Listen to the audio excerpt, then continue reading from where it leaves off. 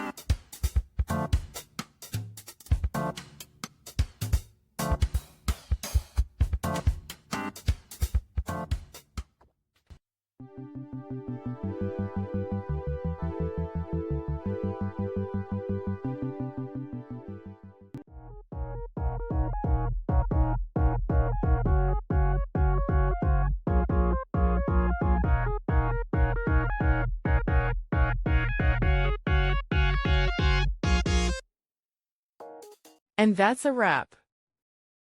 I hope you found the answer you were looking for. If you did, take a second to hit that subscribe button. It really helps out. And let me know in the comments which solution worked best for you. See you next time in the debug zone.